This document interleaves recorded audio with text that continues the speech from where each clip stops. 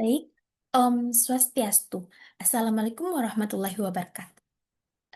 Before we begin, I would like to briefly introduce myself. My name is Sofgarifah Nazarina, with SIN 2413031008.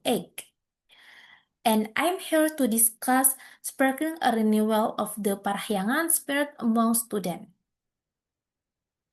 Oke, pada slide pertama ini saya akan menjelaskan tentang landasan filosofi dari Trihita Karana. The philosophical basis of Trihita Karana. Trihita Karana encompasses three main relationships: Parahyangan, human with good; Pawongan, human with each other; and Pelemahan, human with nature. In order to achieve a harmonious life, all three must be balanced. Parahyangan shape student religious character and spiritual awareness. Jadi, pada slide pertama ini, seperti yang saya katakan, ini menjelaskan landasan filosofi pada Trihita Karana, yang dimana Trihita Karana itu kan mencangkup tiga hubungan utama. Yang pertama itu ada Parahyangan, hubungan dengan Tuhan; Pawongan, hubungan dengan sesama; dan Palemahan, hubungan dengan alam. Nah, seperti yang dijelaskan pada presentasi sebelum-sebelumnya, kalau ada tiga penyebab kebahagiaan. Nah, yang dimana itu Parahyangan, Pawongan, dan Palemahan. Nah, untuk mencapai kehidupan yang harmonis, biasanya tiga hubungan ini harus seimbang. Nah, pada kali ini saya akan menjelaskan lebih menekankan pada Parahyangan, yang khususnya itu Parahyangan itu bagaimana Parahyangan itu khususnya membentuk karakter religius dan kesadaran spiritual siswa. Okay, next. The essence of the Parahyangan concept. Parahyangan comes from the word hyang, which means good. This value teach awareness of good presence in every aspect of life. Prayer is not just a ritual, but an inner communication that foster honesty, integrity, and gratitude. Nah, selanjutnya itu ada hakikat konsep Parahyangan. Yang dimana pada slide ini tuh berisi kalau Parahyangan itu berasal dari kata hyang yang dimana yaitu berarti Tuhan. Nah, nilai ini juga mengajarkan kesadaran akan kehadiran Tuhan dalam setiap aspek kehidupan kita. Dan di sini tuh doa itu bukan hanya tentang ritual, tapi komunikasi batin yang menumbuhkan kejujuran, integritas, dan rasa syukur. Jadi pada slide ini tuh dia tuh menjelaskan makna dari Parahyangan. Jadi Parahyangan itu bukan hanya sekedar kita melakukan ritual keagamaan, tapi tentang bagaimana kita bisa membangun hubungan spiritual yang tulus dengan Tuhan yang tercermin dalam sikap dan perilaku kita sehari-hari. Next.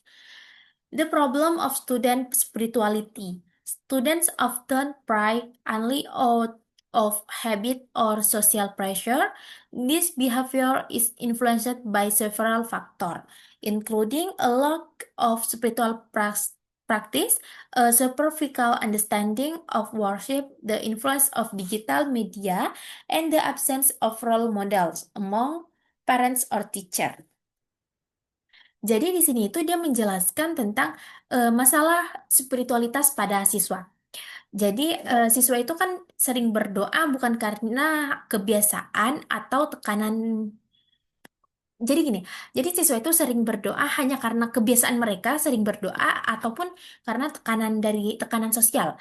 Nah, biasanya perilaku ini tuh dapat dipengaruhi oleh beberapa faktor. Seperti yang ada pada slide ini, yang pertama itu ada kurangnya praktik spiritual, terus pemahaman yang dangkal tentang ibadah, sama pengaruh media digital, dan juga tidak adanya teladan dari orang tua ataupun guru.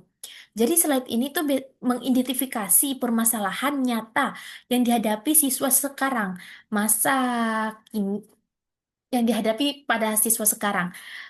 Mereka itu biasanya kan melakukan ibadah tanpa penghayatan yang mendalam, tapi tidak semua orang seperti itu. Nah, tapi jadi mereka itu hanya ibadah hanya sebagai rutinitas mereka.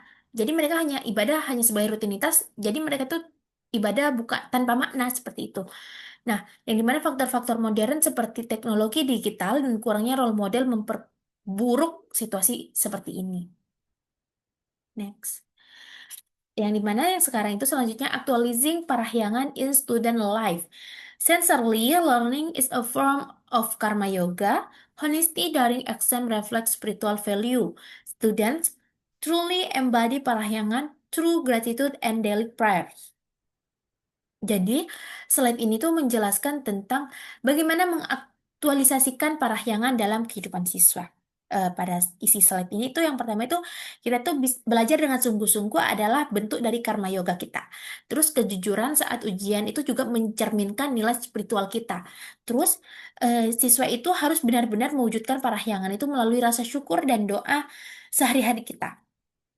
Jadi slide ini tuh memberikan contoh yang konkret yang dimana itu siswa itu dapat menerapkan nilai-nilai parahyangan bukan hanya dalam ibadah formal, tetapi dalam aktivitas sehari-hari seperti belajar dengan ikhlas, berperilaku jujur, dan bersyukur. Biasanya ini tuh menunjukkan bahwa spiritual bisa dipraktikkan dalam setiap aspek kehidupan siswa. Thanks. Selanjutnya ada implementation strategi in school.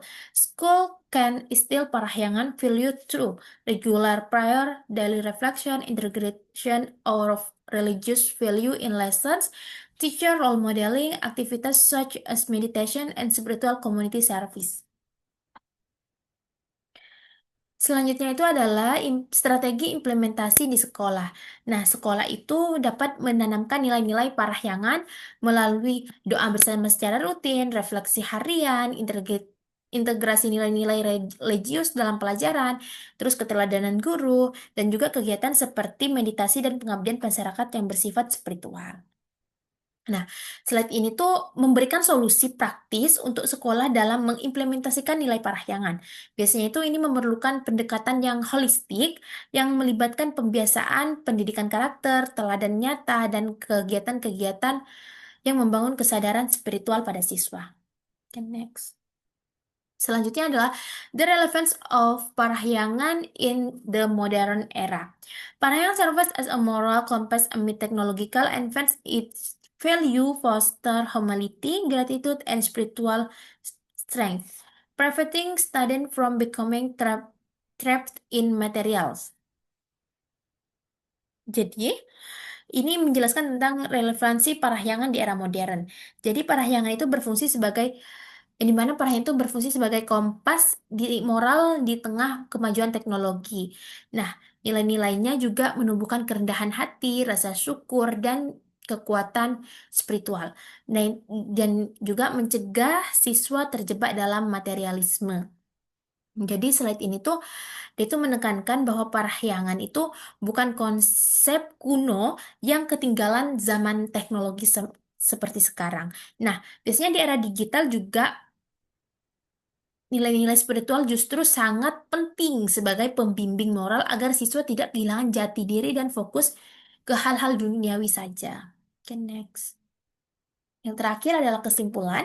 Conclusion, parahyangan is more than just a theory, it is a spiritual guideline for life. Through parahyangan-based education, students can input prayer into their daily life, which can guide them toward peace and wisdom. Sekian presentasi dari saya ucapkan terima kasih dan saya akhiri dengan para Om Santi, Santi, Santi Om. Terima kasih.